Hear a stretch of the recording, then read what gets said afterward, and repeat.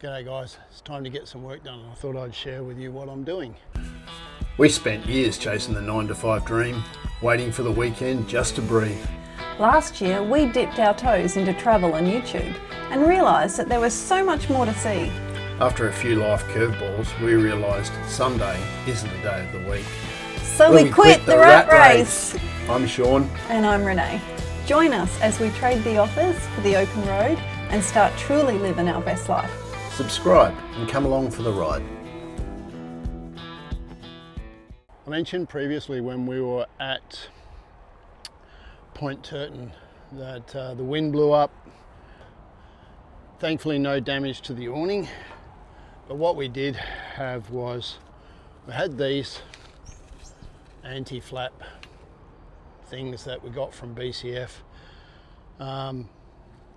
They'd probably be 5 or 6 years old. I had them on the other van, our old Gold Star. And what's happened is in the wind and with age, the buckle has started to pull through the Velcro, and you can't tighten that one anymore.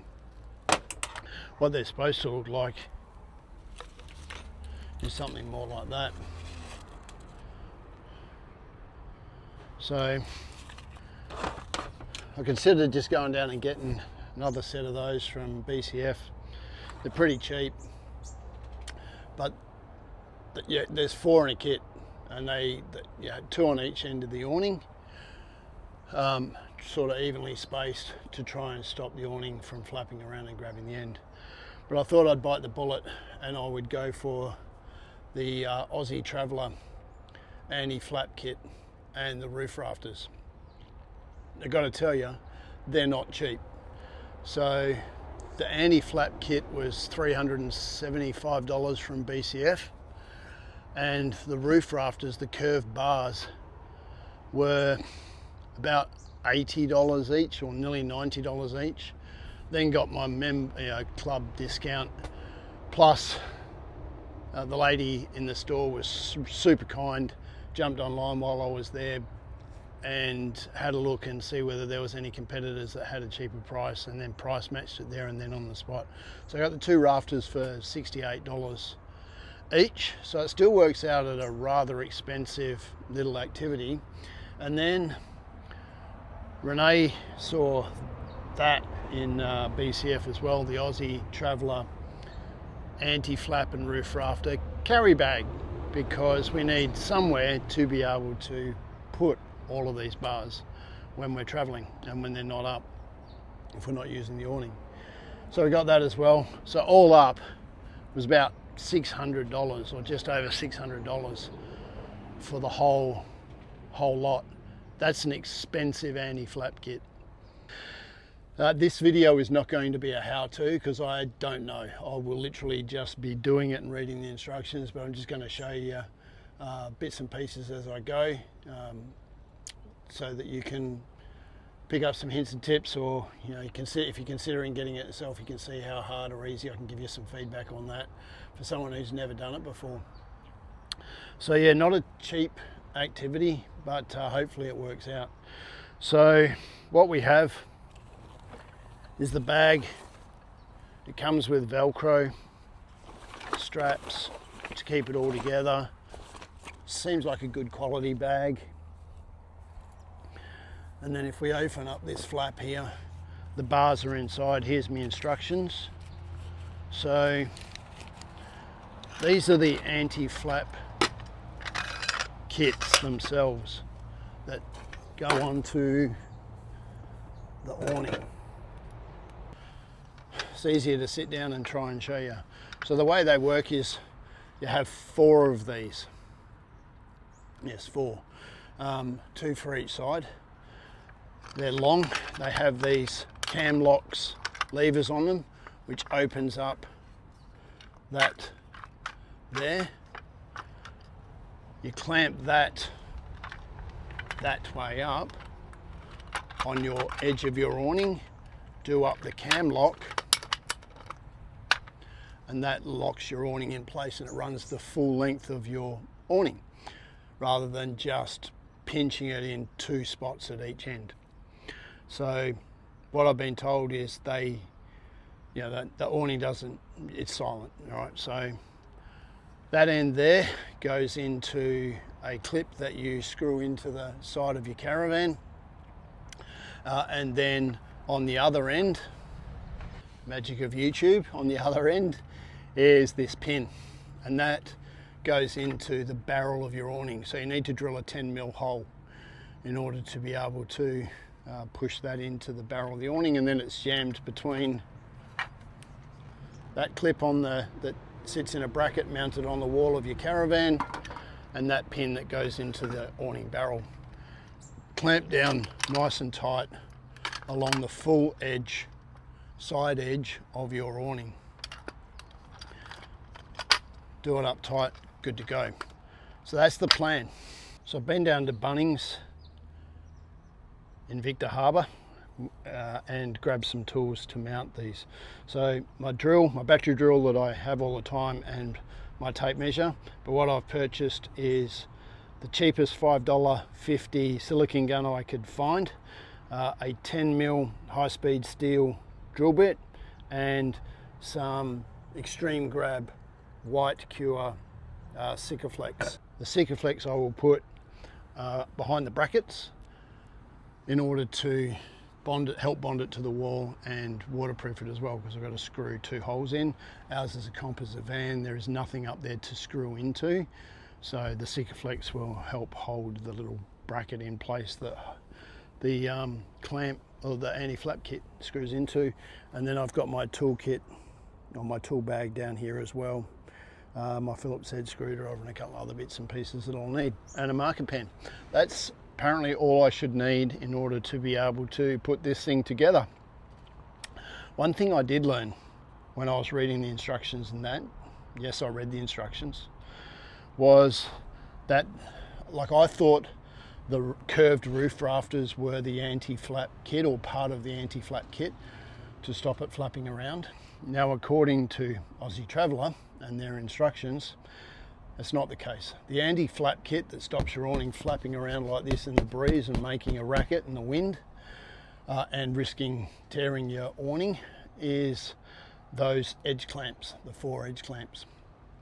The roof rafters, the curved roof rafters, their sole purpose is to put a curve in the top of your awning to stop water from pooling on it. So to help get, stop sag in your awning from the weight of the water, get the water running off if you can't, like if you have it so that it is more upright, so not on much of an angle to allow the water to run off. So that's the whole purpose of those curved roof rafters. So I learned something from that.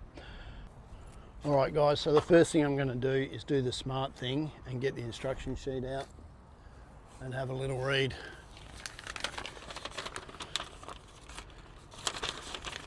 I probably should have watched a YouTube video on it as well. That probably would have helped. But the instructions, there's only half a dozen pages. Most of it's warranty statement. There's only 2 pages for the actual fitting. There is a QR code here to watch a video on fitting it for rollout awnings. So should be pretty straightforward. First thing to do is position the strap and tube out of the way, get the awning down, get it mounted into position, and then drill a hole 20mm in and 20mm down from your edge of your awning for the spigot to go into. Alrighty, wish me luck. It's rather daunting drilling holes into your van and screwing stuff in. When I mounted the sunshade on the other side, I was really hesitant about screwing screws into the side of my new composite caravan.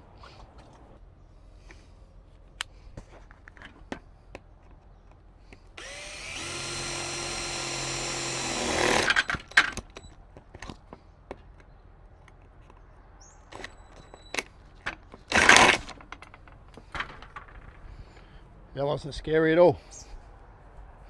All right, so we got our holes drilled in our awning at each end, and now the next step is to mount these little brackets which go onto the wall of the caravan on the edge of the awning. Now what it says on the instructions is the edge of the slot, the highest point, the curve of the bracket, should be positioned in line with the outer edge of the awning and 20 mil down. It says if your awning is fitted with a double edged sail track like ours is, then to mount it directly underneath. So that's what we're going to go ahead and do now. There's not a lot of room there to put some Sikaflex on, but I'm going to put some on. Now this is under, it's not being pulled, it's being pushed into place. So it's not going to pull away when the awning flap is in position. So it's pushing against the side of the van and pushing the awning out so it won't tear away. But I'm going to put some Sikaflex there anyway, just to stop water ingress and to just help, because I'm a belt and braces kind of guy. Probably should have mentioned this too. It's 36 degrees here at the moment. I'm sweating bullets, so I couldn't have picked a better day to do it.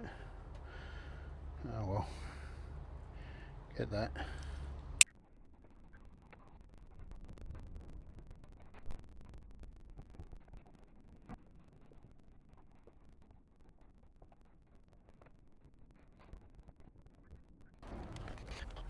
All right, so that's screwed into place now, Sikaflexed, and I've cleaned it up.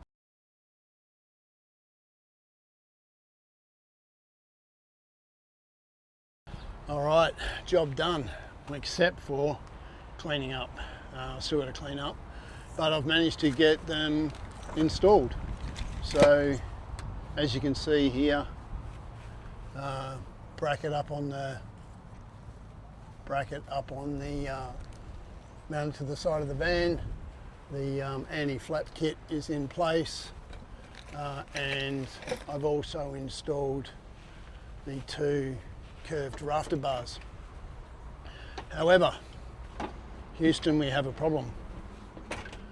On this one here, you'll see that there is, in this center bar, 2 knurled screws to lock it into position once you've got it to the right length. So you extend it out, push the spigot into the hole that you've drilled into the drum of the awning, and then tighten up those 2 nuts. However, on this side here, we are missing one. We have one, none. So I've been in touch with BCF at Mount Barker, which is where I picked this up from. Spoke to the lady that served me yesterday, and she remembered me obviously, and they've got another kit there, so I can go in and pick that up tomorrow afternoon and just grab the locking nut that I need, or the locking screw that I need. But good enough for tonight to get us through. What do you reckon, Renee? You've done a really good job. Thank you. Really good job. High five you. Thank you. So yeah, it looks like it's tight, and it doesn't look like it's going to flap around. Well, it shouldn't do. It should be a lot more quieter for sleeping at night if we leave it up. Yeah, so from the outside, Seems to be holding. it does seem to be holding. From the outside, you can see the 2 curved rafters. I managed to do good mathing and got them in the right space. So I had to go back to my year 9 math, I reckon it might have been, if I had to quarter it. So I divided by 3 to get, because if I divided by 4, I would have got the wrong measurements. So yeah, because I had to put 2 in, so I needed a 3rd space, which gives me that there. So yeah, it all works out well, looks good, looks neat, nice and taut now. That'll keep the rain off. Yeah, it was good we went with the black ones. Yeah, I nearly brought white. Yeah. I nearly made a $600 mistake and brought white. I don't know why I was thinking white. Oh, it would have been a design feature. It would have been. It would have been. No, it would have been a $600 mistake because I was thinking the van's white, but the underside of our awning is black. The bars for our awning are all black. Yeah, I don't know what I was thinking. I was having a brain fart. I was having a seniors moment. I'm entitled to them. You're not that old. I'm in trouble too, aren't I? But We had a discussion yesterday about work clothes. work clothes, and we talked about keeping one set of clothes for work. And so what clothes are you wearing? Not work clothes. So I have a set of King G shirt and pants that I brought brand new when we went up to Gibb River Road. I wore them once and I was doing masticing, black mastic. Anyone who's used black mastic knows the pain. It sticks like shit to a blanket, to everything. You can be in a Glad wrap suit and still manage to get it on you. It is sneaky stuff. And I managed to get it on my new King G shirt and shorts. So I said to Renee, look, that'll be my working gear whenever I'm working with mastic or grease. So we got here and I was gonna put the old straps on and I went, there's no point carrying this stuff around if I'm not going to use it. We got here nice and early. We were here about 2:30, 3 o'clock in the afternoon. 2:30, 3 o'clock probably by the time we were set up. And I just got started and didn't get changed. And I'm using white mastic, but I have beaten it. I didn't get any white mastic on me. But I did get blue biro on my shirt from the biro I borrowed, and on my pants from the biro I borrowed from Renee to mark out where my drill holes were going to be, because it was 36 degrees when I started, and I reckon the biro's gone, what are you doing, you idiot? It was a gel ink pen. It was a gel ink pen. So I'm saying not my fault. Are you with me? No. Yeah, so I'm in trouble. Oh, one thing we do have up, I'll show you again. For those who might not have seen the episode where I talked about it, but we've got our side shield up on the sun side of the van, the non-awning side, because the sun is setting on that side and it's baking in. As I said to you in the other video, it's not long enough to cover the whole van because it's the spare one we had for the awning before we got the tie gear side shield. But it's good enough. The sun's sort of more setting, as I spoke about before, orientated towards the front of the van, the front corner, and so I pulled it forward so that it's covering our bedroom window and our lounge room window at the back, because our van's a rear club lounge. It's okay down that end. It's not where the sun's baking in. Thanks for watching. If you've got any questions on the Aussie Traveller Anti-Flap Kit, drop a comment below. Be sure to join us next week as we explore the Barossa Valley from our base in Tanunda. Bye for now.